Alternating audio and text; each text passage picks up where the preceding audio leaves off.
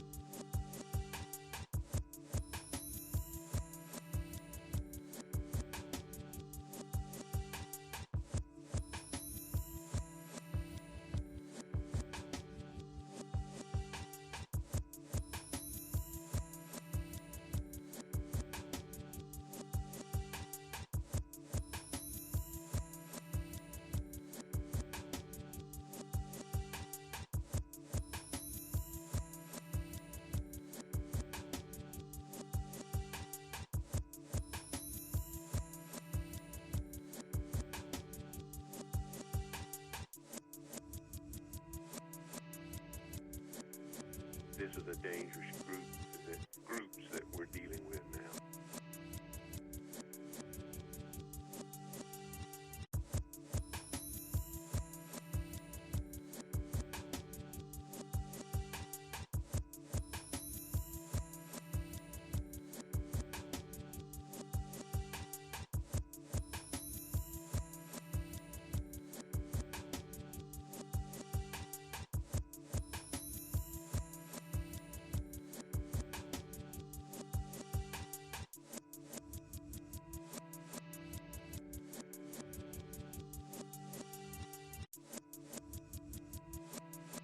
This is a dangerous groups that we're dealing with now.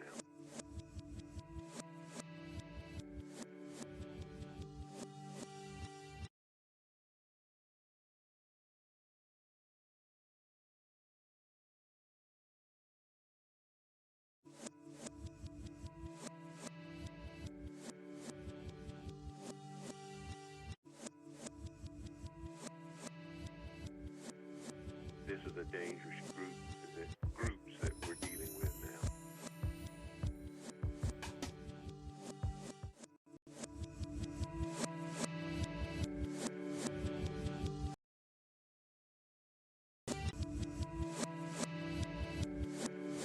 This is a dangerous groups that we're dealing with now. It's a new year. And a new season. 24/7 Buff Pandemonium isn't just a page. It's a family. A passionate group of positive Buffalo football fans who embrace the character and fight of this team. We strive to embody this passion and present a fan-first perspective without all the fluff. Enter the K-Gun Report.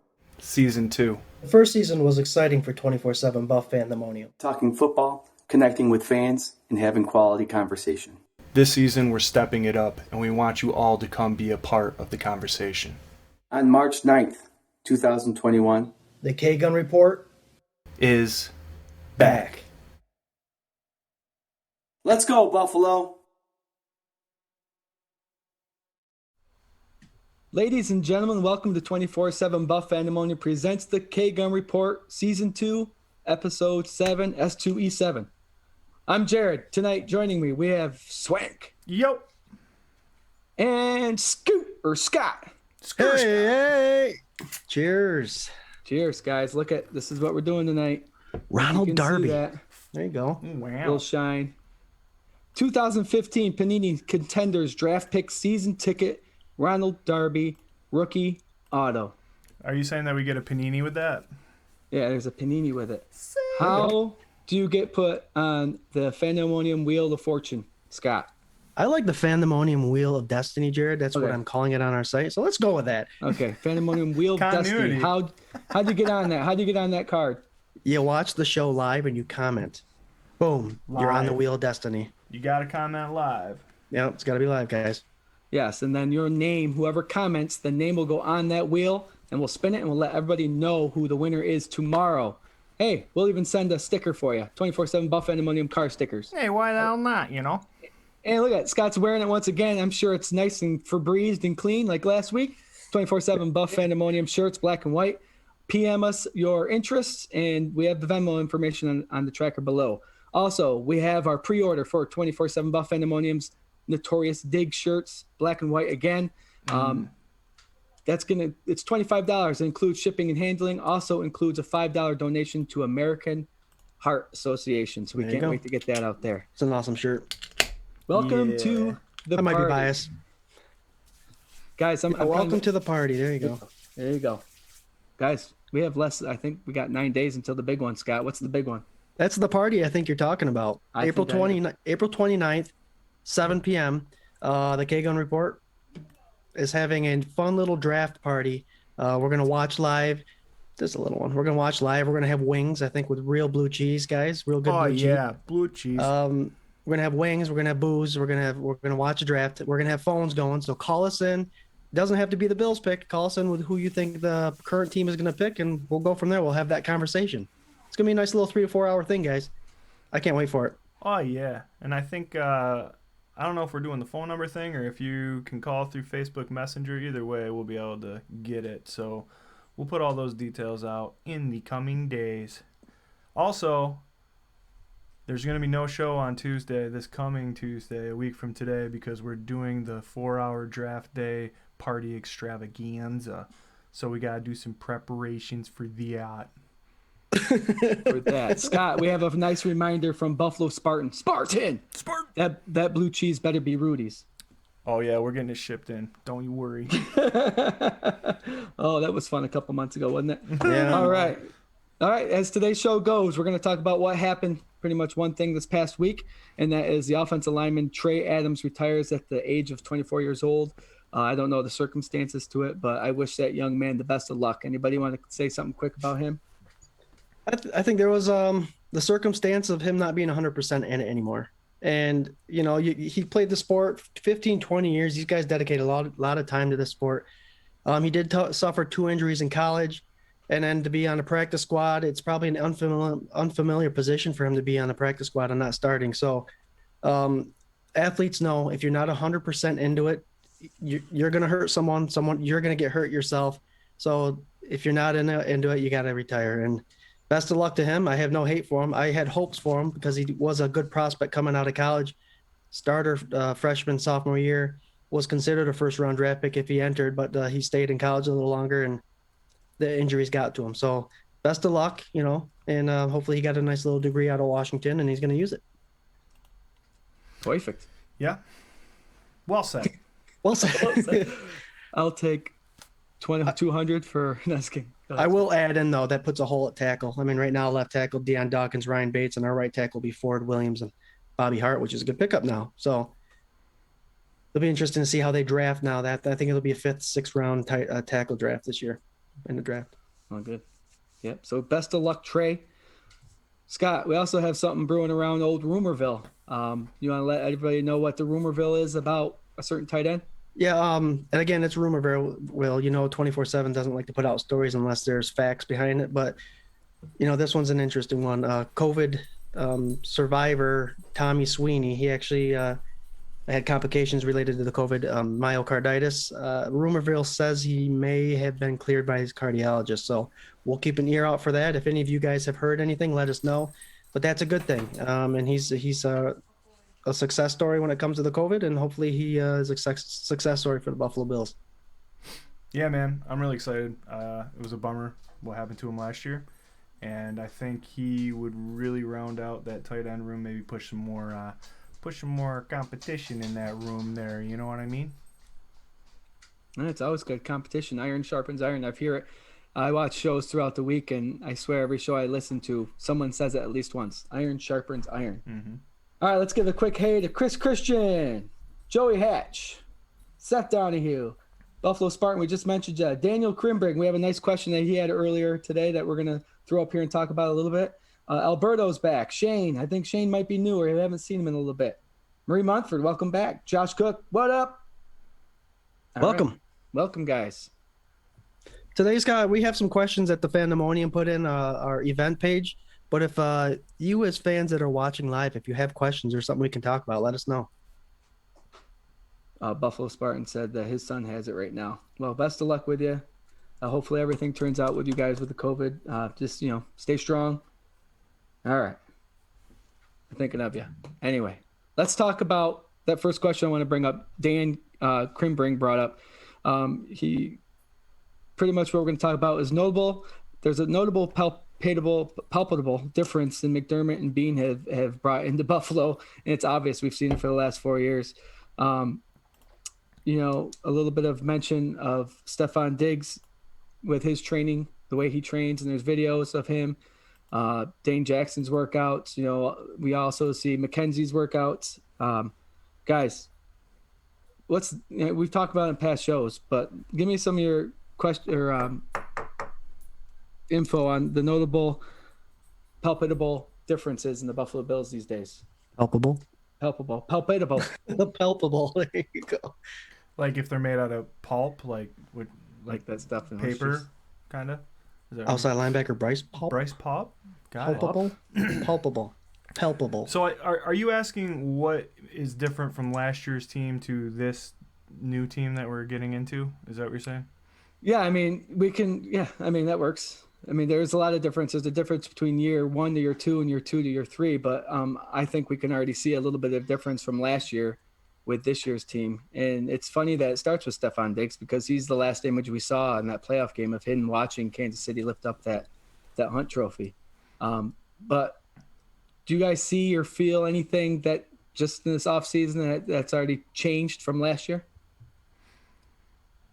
Yeah, I mean, it feels like just in general, there's more of an easy feeling going. Like people are at ease a little bit more than they were last year. COVID was new. People were like excitable, didn't know if we had a season. There was a lot of not chaos, but kind of chaos, man. Like a lot of unknowns. So I think right now, NFL players knowing that they got through the worst of it. They got through last season. They didn't know what that looked like. Now at worst it's going to look like last season. And it looks like it's going to open up even more, possibly to 100% capacity, even though the governor said, wait to Erie County there, which I think one of the members of 24/7 Buff Fandemonium said, maybe not to count the chickens before they hatch there. That's me. So, yeah, I think in that aspect, the general vibe is like a little more relaxed. But I think that the training, the hype, the workouts are very much escalated because they were knocking on the Super Bowl's door last year. And I don't think there's one personality on this team that isn't trying to put their head through a wall to get there this year. And you know who else? I mean, we saw Stefan Diggs, what he did when he signed. He met Josh Allen down in Florida right off the bat, went over routes and patterns and audibles and calls. And it just, the whole Stefan Diggs thing with what he was going through in Minnesota.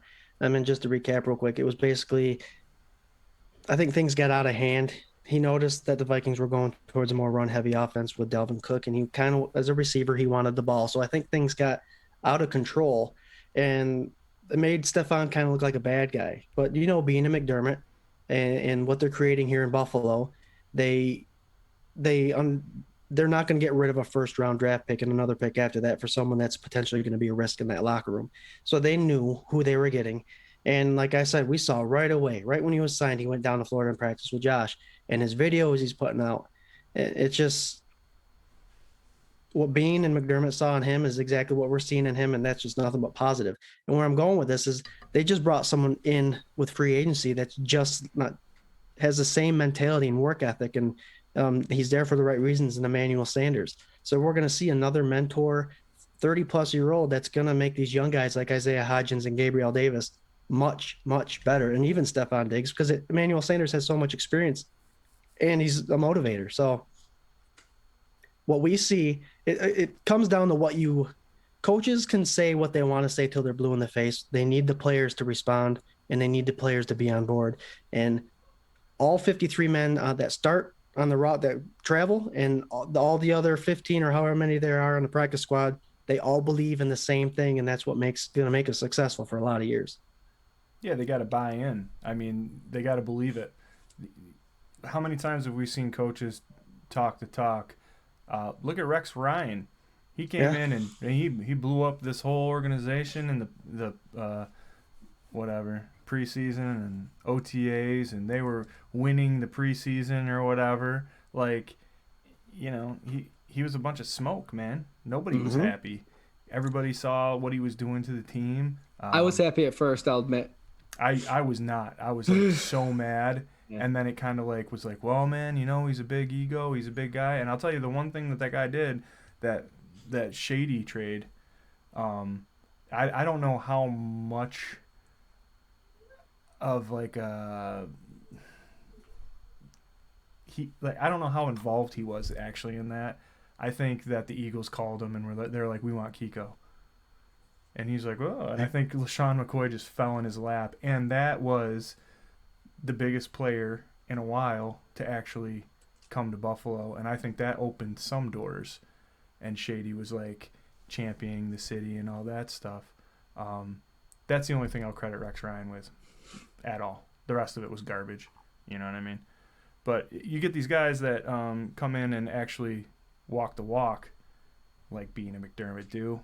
The team buys into it, and look at what happens. They turn a level bunch of losers into AFC championship contenders. You know what I mean? So, yeah, it's all buying. Yep. In a short amount of time, we say it all the time. Look how quick this all happened. Into a team that's believing and trusting the process, and to now you get players like a Tyrell Adams, a Marquis Lee, a Breida, Emmanuel Sanders. These guys want to come in for hardly any money. We got players that are already on the team that are resigning, that are taking less money. Yeah, it's all a chain reaction, and it all is good. It all is good. It truly is. It's all great stuff. And I just want to add in there, Dan just commented, he said, players want to be here, which is obvious, the people are starting to come.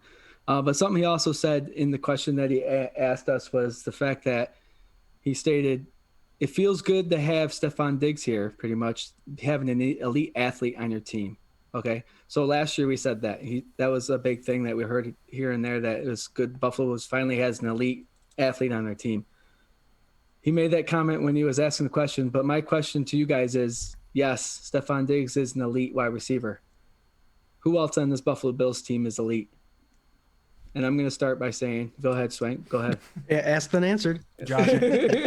yeah, asked and answered, dude. Because now we could start talking about, wait, we went 13-3 last year. We have elite players on our team. Stefan Diggs, number one. He's the one that started this whole elite talk. Who's next, Swank? Well, I'll say Stefan Diggs is tied right now. And now that he's going into year 4, Josh Allen.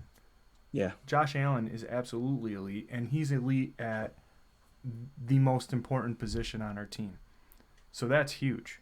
If he wasn't, I think Diggs probably would have had a productive year, been quiet, and went about his business this year if the quarterback that was throwing to him got him right around 1,000 yards. I don't think he expected to come here initially and be the leading receiver in the NFL, right? But his attitude, his work ethic, he would build it, and I think that you wouldn't have heard anything from him as far as being disgruntled or displeased, like any of that stuff, for at least a couple years. But if it was just lukewarm Kirk Cousins ball, just floating along kind of stuff, it might have turned out different. Instead, you have Josh Allen, who in year 3 took this enormous step, just like he took in 1 and 2, and he's one of the top tier he's snuck into a top tier quarterback position underneath the radar after like 3 years of people talking junk. Now he's in that top tier, right? Mm-hmm. With quarterbacks who got up there like Lamar Jackson, who's a freak athlete, but still hasn't done as much as Josh Allen right now. Right. Even in his MVP season, he didn't do as much as Josh did last year. Right. So, yeah, Josh Allen's absolutely my vote on that. Scott, what you got? I can't ignore Trey White. Yeah. I can't ignore him. All Pro is Pro Bowl is one thing, All Pro is another, and they don't get the recognition. But you can't talk Poyer without Hyde. You can't talk Hyde without Poyer. But I'm going to. I think Poyer stepped it up. I think he's an elite safety in the league, and Hyde is a close Preach. second. So on the defense, it's Trey White and Poyer, and there's potential for a couple other players. Jermaine Edmonds has made a Pro Bowl 2 years in a row, so there's potential.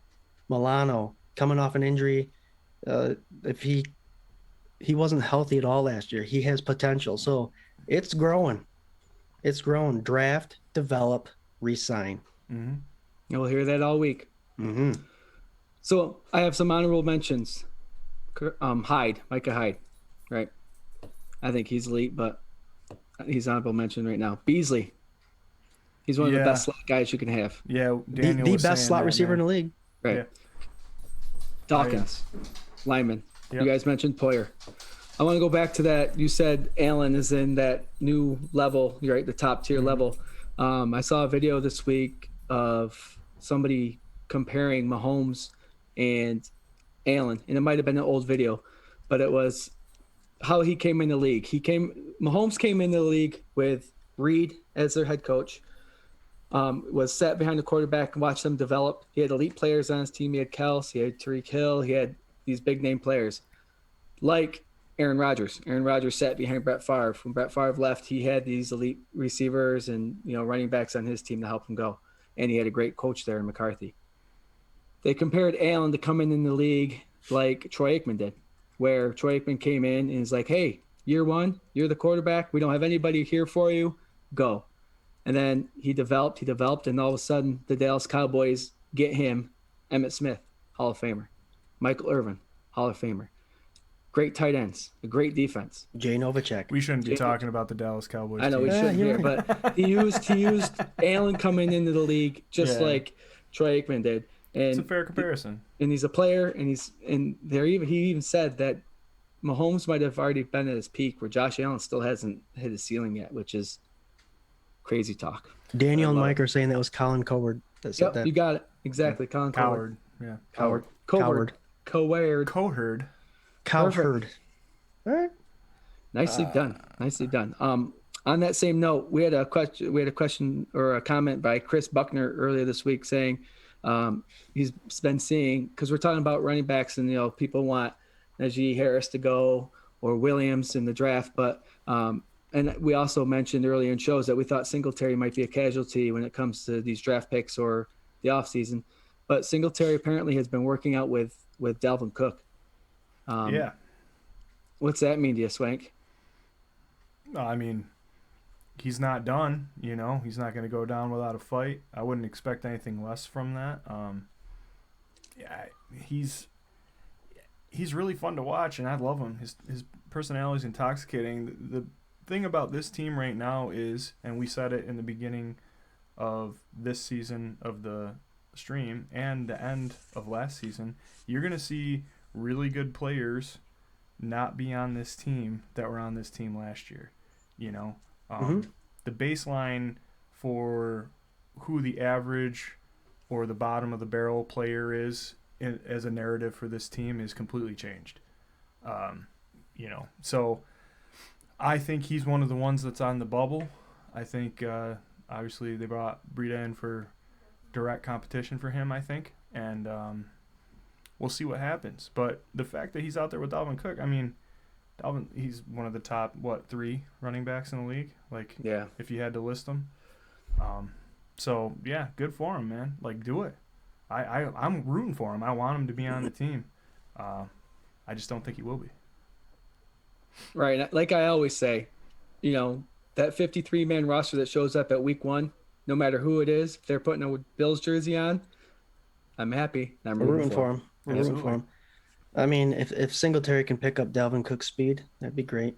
I don't think Dalvin Cook could. Hey, man, they said you couldn't teach accuracy, and look at what happened, all right? I am. You can't teach speed, but you can gain it. I am a fan of Singletary, too. And with the signing of Breida and Zach Moss, who I believe is going to be the RB number 1 this year, and Antonio Williams still in the practice squad, I feel if the Bills draft a running back, you almost early, you're not going to get rid of a running back, cut a running back that's their first, second, or third round. And I see the casualty either being Antonio Williams. Either way, Antonio Williams is off the team or Singletary drops down the practice squad if they get a running back. Right. And I don't see it. I mean, there are some running backs I would like to see, but Devin Singletary, if he's on the roster, he needs to prove something. It's going to be hard with Breida and Moss taking snaps from him. I think Antonio Williams, he might actually see a little bit more of an expanded role this year than he saw last year, just because if you're going body type wise, him and Zach Moss are more similar, I think, right, than him and Motor. So if you're going, if Moss gets hurt again, Antonio Williams is a similar guy to maybe fill in the gap, at least keep him around on the practice squad. And, man, when he went in, that's your boy. And he shined. Like, I don't know. He's a bruiser. I'd love to see him. And then obviously you would keep Breida as that change of pace guy, so his position wouldn't change at all. Yep. So, I don't know. Yep. It's a tough one, man. They've done a good job of cramming it right full of competition, and that's for sure. And this is why I can't wait for preseason. This is why I love preseason, because we can actually see an Antonio Williams run the ball instead of being thrown in there because they're playing Miami. You know what I mean? You can actually see the talent that we have instead of wait for it in the regular season. I wanted to say something quick because I think a couple episodes ago we were talking about Christian Wade and the practice squad exemption and all that stuff. They actually extended that for this year too. Nice. So they can have him as a free extra practice squad guy unless he gets picked up by somebody. But again, I think he's going to get caught in that loop.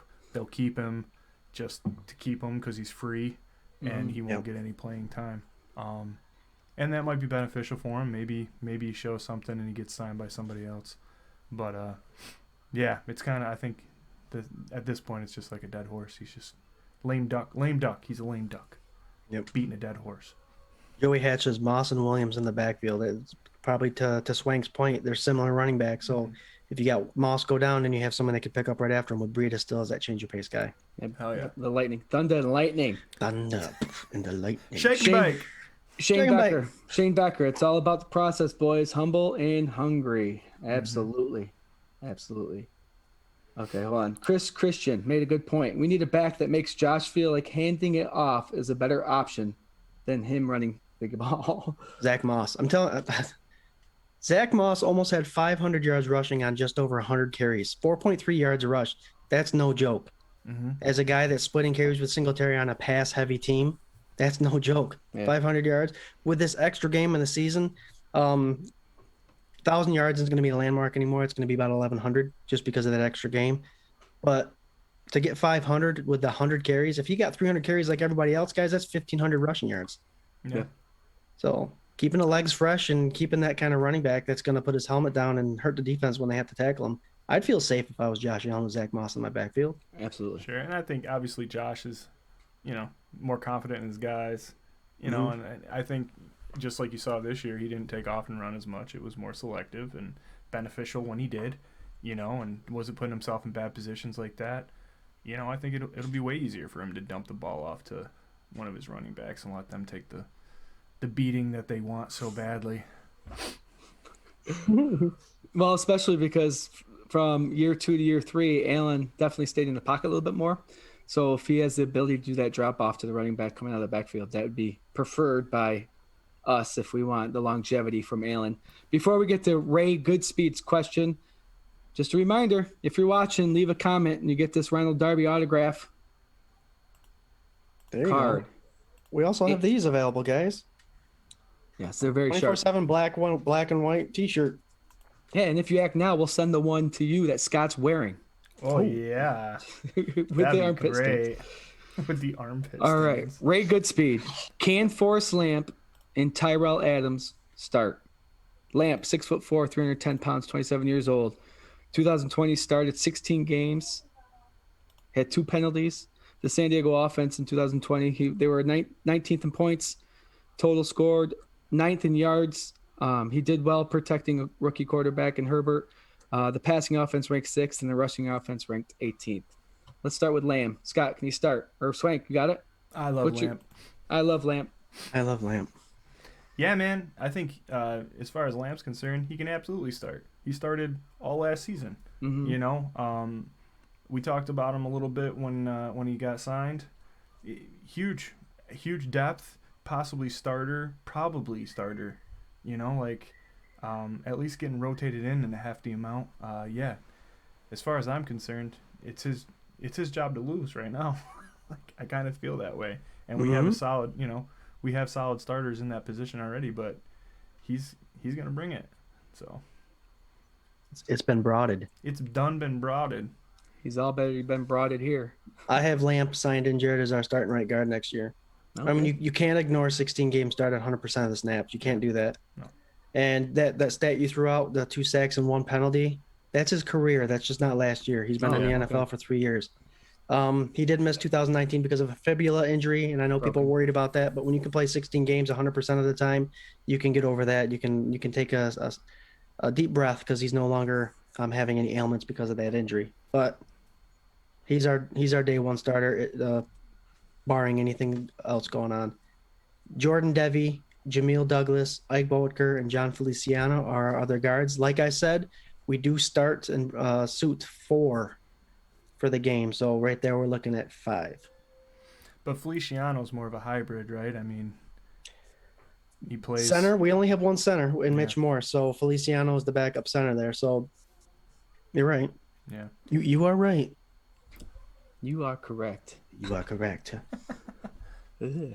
And as to you. How about Tyrell Adams, linebacker? Now, I, for some reason, didn't write anything about this young man, but Tyrell Adams, you think he's starting? No. Or has potential to start? No, Okay. I don't think so. Well, Swank, I don't think you think so because the Bills run a 4-2 defense. Yep. If they run a 4-3, if they need 3 linebackers out there, he will be the what they call him, the Sam linebacker, strong linebacker, Jarrod. Yeah, yep. Okay. You ever heard of my boy, the missing link? Have you ever AJ seen Klein? the caveman Klein, bro? See ball, get ball. Have you ever I have. seen him with a club inventing fire on the field, bro? Yeah, I don't know. He really, I mean, all joking aside, he did what he was supposed to do last year. I mean, he turned it on, 4 or 5 games in after he was the laughing stock of the season. And then it was like, holy shit. Dude can get after the quarterback. So he did. He picked up his Caveman, game. Jessica, caveman. Yep, absolutely. But this is why I do see. I see AJ Klein as he did a decent job backing up Milano. But the problem is when Milano gets hurt, AJ Klein and Frazier, that defense changes. It does because it's a totally different linebacker. With this Tyrell Adams pickup, 6'2", 230 pounds, he's almost to say he's just like Milano. He's faster than Klein. So if Milano was to go down, they do have now someone that can take his place. yeah. He's good against the run. He had 120 tackles, and I think a lot of them, you get tackles. But I can see him being that 4-3 linebacker. I can see him starting with Klein being the backup. Milano, Right. Tyrell Dodson, and AJ Klein are our only outside linebackers, including that Tyrell Adams pickup. And that's why I hope the Buffalo Bills pick up Zaven Collins. So I can tell you no to that answer. He's going to be a little bit of a discussion later on in the show. So we'll get to that later. Teaser. Teaser alert. Teaser alert. I have a comment in here from Joey Hatch, Scott. I don't know who he's talking about, but you might. If we didn't have so many holes, would you take Harrison 30 and it would make our offense so much more dynamic? What's your thoughts? Harrison. Do you think he's talking about Najee Harris? I don't know. Maybe he's talking to Harris. Clarify that for us, friend.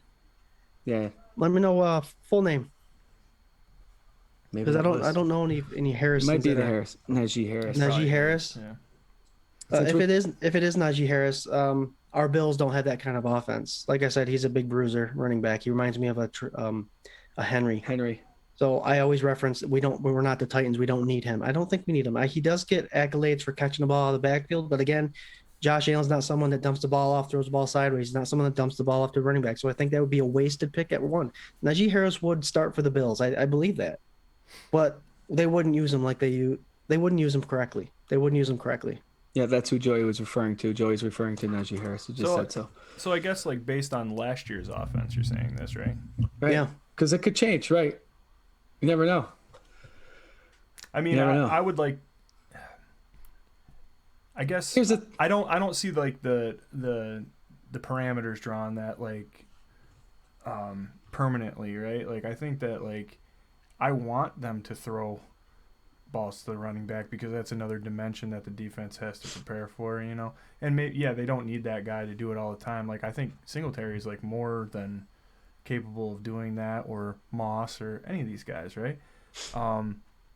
But if I hate doing the Chief comparison thing, but like comparing it to the Chiefs, they do a lot of things well, and the Bills are like they're right there, they just need like another dimension here or there. They need one extra like part of their game that they can go to when things get hairy. You know what I mean? I got an answer for that. Jarrod knows who I'm talking about when I say it. A perfect running back for Buffalo Bills offensive style last year. I mean, if they continue doing what they're doing from last year, is Kenneth Gainswell from Memphis. He's the best receiving back I've ever seen out of that backfield. He makes some crazy catches. He's fast, and we can get him in the third round. Yeah. So I see someone like a Kenneth Gainwell being a better option for the Buffalo Bills than Najee Harris. And remember, I do all this stuff based off what the Bills' look is. You know what I mean? Yeah. We would love a Alvin Kamara. We would love a Jerome Bettis on our football team, but that he wouldn't work for our Buffalo Bills. They wouldn't work for our Buffalo Bills. Kamara would, but Jerome Bettis wouldn't. So I used to think that same way, reading people's comments and stuff like that. Why? So I saw an interesting stat, and it had Davin Cook. It had Aaron, who's the running back number 33 from Aaron Jones, Green Bay, and it had Henry, the running back from Tennessee Titans. I saw this. They're the only three running backs that go over 2,000 yards in 2 seasons in a row. 3,000 yards in 2 seasons, yeah, back to back. Mm-hmm. Henry had 760 touches. Devin Cook had 580, and Aaron Jones had less. Okay, significantly less. So if we have a high-powered offense as of last year, passing was our main focus, right? Why wouldn't we want a bruiser at running back? Why wouldn't we want a guy in there that's going to be like, the guys are backing up, the linebackers are backing up, safeties are backing up because Josh Allen's dumping them off here and there, and then you give it to Najee Harris and just dumps people through the middle. I mean, it doesn't match that passing game. I mean, you get predictable if you bring him in and you take Breida out. You know what I mean? Then you'll start to get that part of the game. But, man, why wouldn't you want Najee Harris? Because your offensive coordinator is Brian Dable. Okay. But, you know what I'm saying? Do you know what part just of to clarify, for me, I don't want a running back first round. Right. Yeah, I didn't want to either. Yeah. Not even. Right? But I would love to trip into a later round running back who is like that kind of back, or like Kenneth Gainwell. yeah, I get you, dude. You're the draft guru. I get it. Awesome. I just want a really good player. That's all at a need. You know what I mean? Right. And I've said it for like the last couple of weeks, and we were kind of talking about it before the show. Like I'm not like draft ninja. I respect it, but I know more what I want, like what holes I want them to fill, as opposed to like the thousands of players that get turned around every year.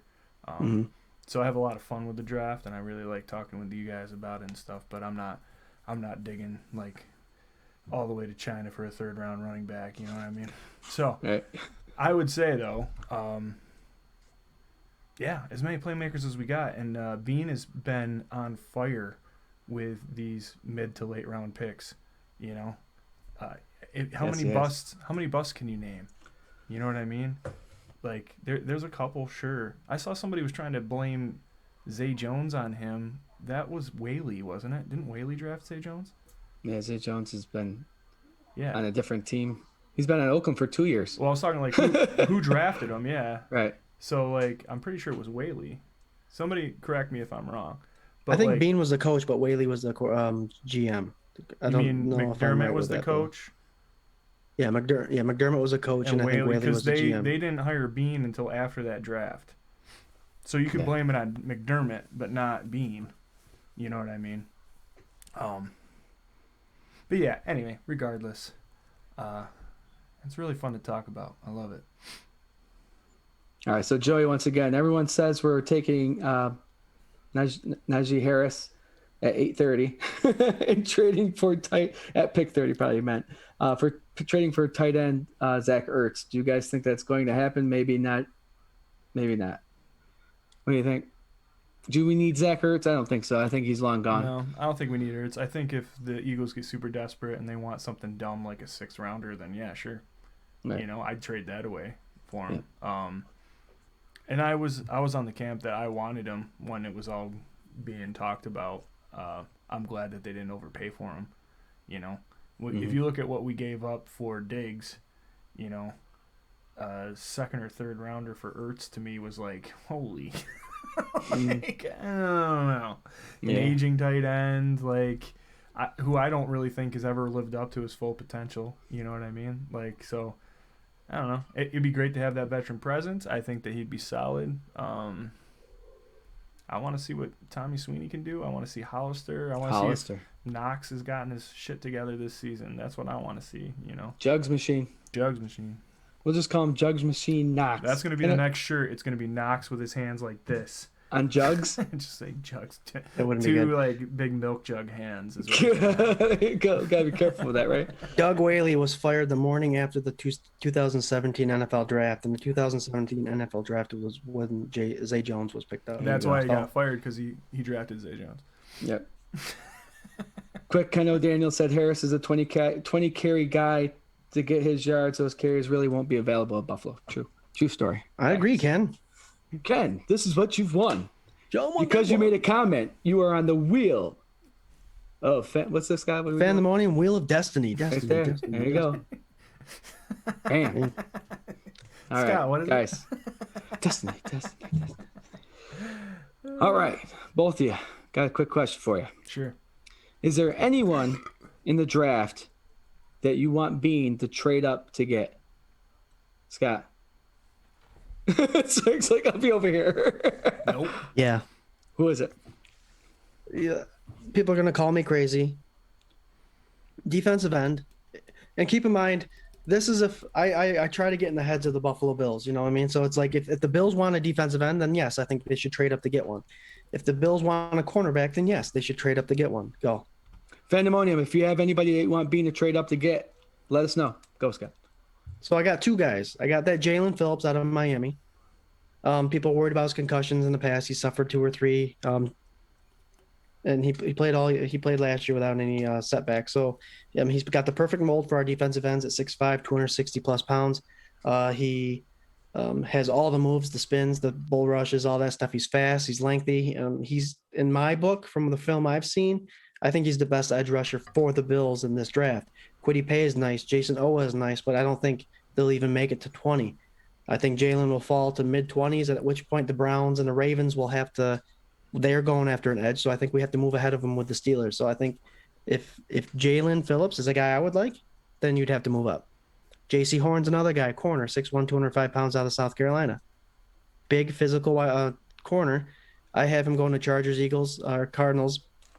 But the one thing that I like about him most, he's like 3rd or 4th rank. If he falls in the 20s, I think the Bills should trade up and get him. He's different than Trey White. Trey White's a coverage, good man coverage, plays good zone and all that stuff. This guy is more physical. He plays a press defense that's pretty amazing. He pushes the defender along the sideline to create that second defender, and he manhandles his guys. And I don't like corners on teams to become vanilla. I think if you have 2 different sides for the wide receivers and the offensive coordinator have to prepare against, I think that makes defenses harder to defend. So on one side you have Trey White, the other side you have physical J.C. Horn. I think that's a complicated defense. And I would love to see if J.C. Horn falls mid-20s, I don't think that'd be a dumb move to trade up. And I think their trading partner would have to be the Steelers. And they'd have to give up 2 5ths and next year's 3rd to make that equivalent to a trade. But those are the 2 guys, man, if they're going that way. I am someone that at 30th pick, if they stay within the range of everything I've seen I would hate for them to go after someone at 30 pick that has a third round mark on them. You know what I mean? A lot of times at 25 and over that, there tends to be, you might have to take a second round graded player just because you don't want to lose them. Mm-hmm. But I feel that for corner and defensive end, I think there's a lot of first round talent still at 30. So if they can get someone like that, one of those top 5 players, I think we'll be all set. I'm happy with whatever they do as long as they stay within the realistic realm of what they should be doing, in my opinion. Yeah, for sure. And that's my opinion. And that's what I'm saying right now. I think you're absolutely right. And I think we talked about Bean and how he's itching, I think, to do that, to move up and make that splash play, smart splash play, get that guy. And either one of those guys would be great for me, man. I think having a big physical corner opposite Trey would do so much for this defense, where it would just be impossible to match up against them, because like most teams have a more physical receiver and a speedier or a cut kind of receiver, right? Either way, if you had a big physical corner on the physical wide receiver, things start to get like. That's going to be a Finner and Johnson fight, like the Houston and Titans game. Mm-hmm. That's what we want. Yeah, absolutely. I mean, we don't want people to get kicked out, but that's the kind of physicality you want on that side of the ball. I think that'd be nice. Yeah, I'm imagining like I said, I think last time, man, like DK Metcalf. You know what I mean? We did a good job against him when we played them, but if you had a big guy right in his face that had a chip on his shoulder, I don't know. I think different story. It's a way different story. He wouldn't have had any catches. That was a bend don't break game. Yep. Yeah, for sure. Exactly. So, for sure. It's cool. Well, I got a guy. We've heard this guy's name a couple times already. I just saw on the NFL Network, I think yesterday, that one of the guys said that they wouldn't be surprised if this individual jumped in draft quality and went in the top 10, and that is Mr. Zaven Collins.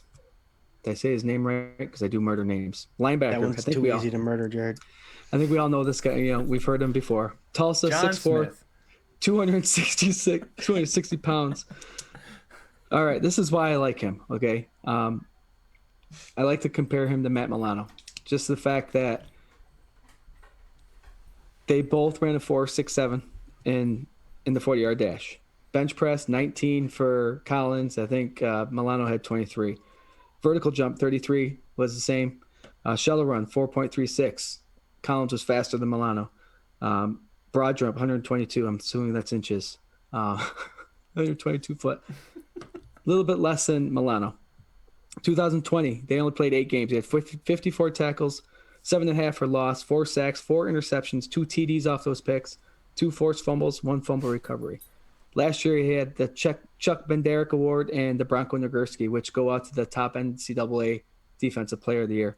He was also named Fox National Defensive Player of the Year.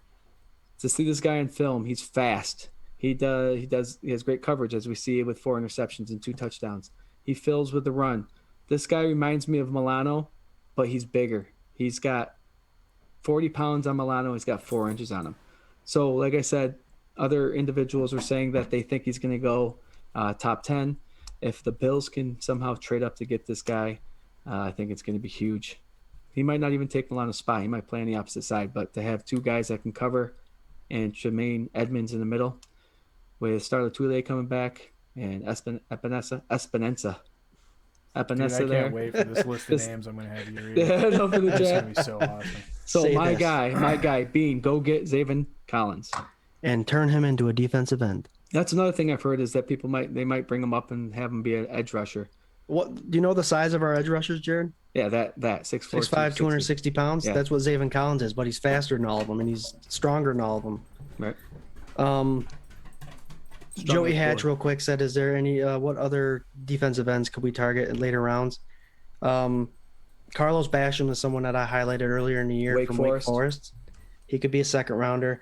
A guy also like Peyton Turner. He played for Houston. He played 2 years with our buddy Ed Oliver, so that'd be a fun reunion. And then a guy by the name of Rashad Weaver at Pitt. Those could be second, third round defensive ends that we could potentially get. That could take care of the Addison Hughes aging question. quick, Scott, do you remember that guy from Iowa that played with Epinesa? Do you remember his name? We He was talked about it last week. he was a feel good story. He's another guy. I forgot his name. I apologize, but he's another individual I wouldn't mind seeing come to the Bills again. He had a great story. Humble guy. All right, guys. This past week we had an individual retire from the NFL. He had a hell of a career. 16 seasons, I think, 174 games. He had 62.6 completion rate. over 3,500 passing yards, 199 TDs, one more from the 200.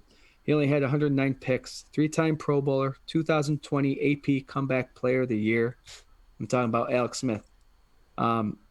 Gosh, if you saw that injury that he had, it was pretty gruesome. Very humble guy. He came back, he made a point, and he's retired. You guys have any, Swank, you have any thoughts about this man, Alex Smith? No, man, I think he's smart. I think he proved his point. He played for a lot of good clubs. He suffered that horrendous injury and then came back and played a season and won a handful of games. Proved he could do it. Man, he took some hits from Aaron Donald like that first week back. Mm-hmm. Like that just made you cringe, but jumped right back up and he was right back in it. I mean, dude's a gladiator, like didn't have to come back, did.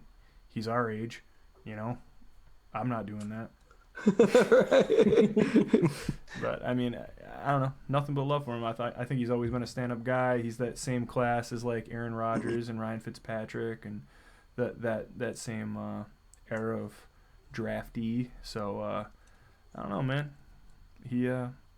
He's never given me a reason not to like him. So absolutely, that's dude. why we're paying homage to him, man.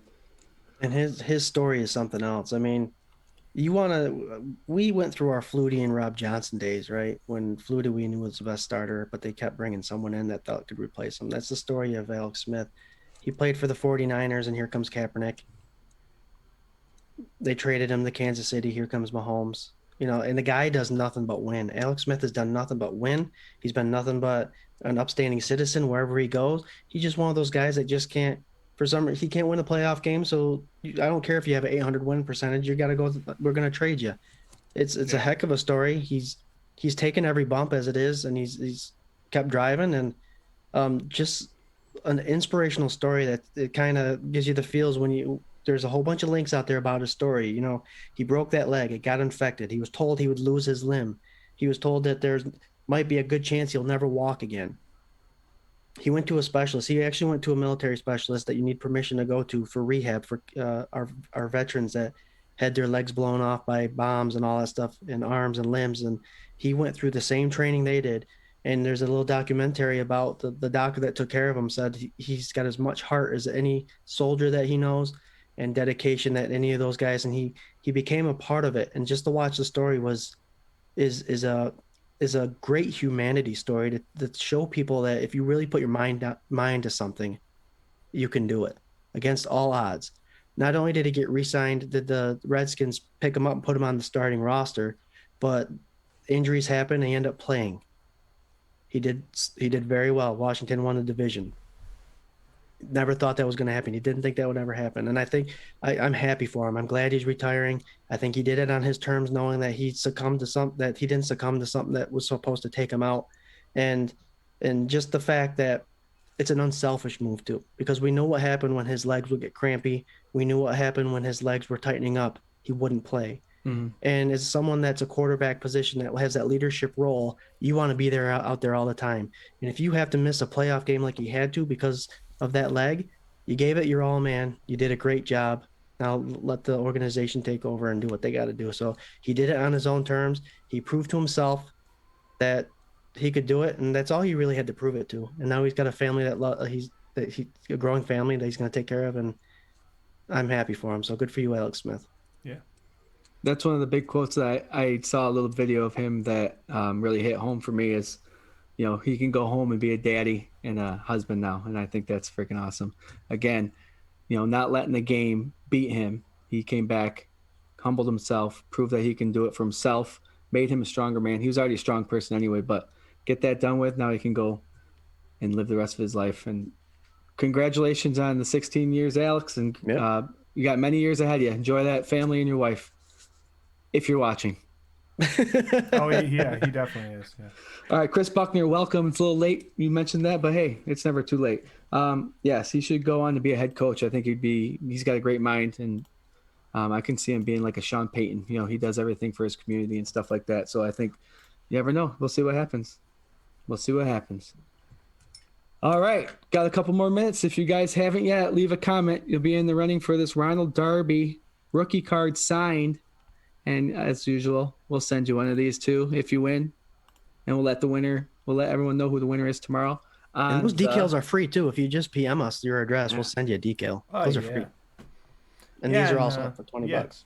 We're selling those shirts. We're doing pre-orders for the Notorious Dig shirt. So get in on all that. The pre-orders are supposed to end this weekend, right? No, Next weekend. Next Sunday. Next Sunday. Yep. $25 for the shirt, includes shipping and handling, but $5 from every pre-order will go to the American Heart Association, which I can't wait to write that for them. All right. Season 2, episode 7, about to be in the books. Do we have any closing thoughts from the gallery? From the galley? The galley? Scott, go ahead. Close the thoughts. April 29th, next Thursday, the draft starts. The Bills' future starts. It starts every year. It's other than the games. This is the most important time of the year. It's where we go and draft 8, 6, 7, 8 players that are going to be our future. So we're going to have a party. 24/7 Buff in the morning. The K Gun Report is going to have a draft party April 29th, 7 p.m. Tune in. We will have some sort of phone service where you can call in your picks. Doesn't matter which team. Do it up. Have that conversation with us. Go Bills. It's going to be fun. Yo. Swank. Yo. Draft Yo. is upon us, man. This is to me, it's like the beginning of the season, right? Mm-hmm. Like as soon as that starts hitting, and everybody gets their numbers and they're hugging, thanking their moms, and Roger Goodell's looking all awkward. It's like the best time. And Crafts in the back and a massage. yeah, man. It's just to me, it's the beginning of the season. It's the first thing that you can actually like dedicate and sit down and watch football. When I was younger, I was into it, if you can believe it, even less than I am now. Which like I am super interested in it, just not dedicated to like all that crazy knowledge that you guys possess, and I like again so envious of. But I went to a bachelor party down in Atlantic City. They had it on, and I was like, wow, they really televised this. And I was just like, oh, this is like, I love it. I love sitting there and watching and waiting and being like, this guy, that guy, who you think they're going? Like, it's fun, man. And we're going to do that next Thursday, and it'll be great. Live. All you guys come down. Beautiful time. Perfect. You know what the thing is? It's a big moment, too. I mean, we have fun watching it, but it's the start of a lot of people's careers that potentially could go on to be Hall of Famers. It's a life-changing event for these kids, and we get to watch it. And for the next 6 months after they draft the guy they want, we can talk all we want about how they're going to be the next offensive or defensive rookie of the year. Mm-hmm. There you go. And then if they suck, we can just talk about it next year and be like, God, I hate that guy. We know Bean and McDermott know what they're doing. So. Yeah, they do. Listen, if you want, you can join us every Tuesday night, 8 p.m. for the K Gun Report, brought to you by 24/7 Buff Pandemonium. We're here on Facebook Live. You get on the comments. We're doing a giveaway most every week. Next week, I don't think we've said this enough, for the draft special, we're giving away a signed Andre Reed mini helmet. Correct? Yeah. Yep. Oh, Boom. yeah. COA. Yep. COA, boy. So tell all your friends, because it's going to be the same deal. Get in there on the comments. That's a 4-hour show, though. So get in on that. But yeah, Facebook Live, 8 to 8:45-ish every Tuesday night. You can check us out on YouTube, Spotify, Anchor, Apple Podcast. Follow us at 24/7 Buff Pandemonium. Boom. Boom. Boom. Joey Hatch with one more question.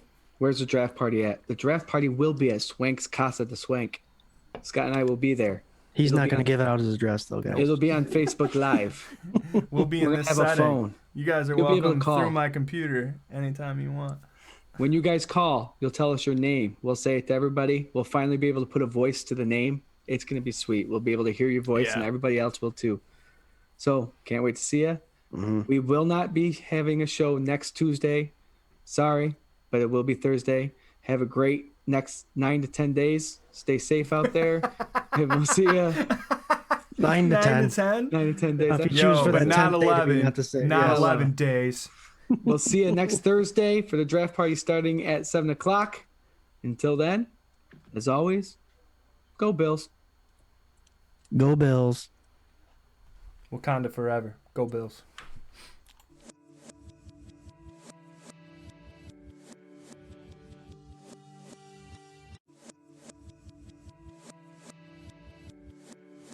This is a dangerous group.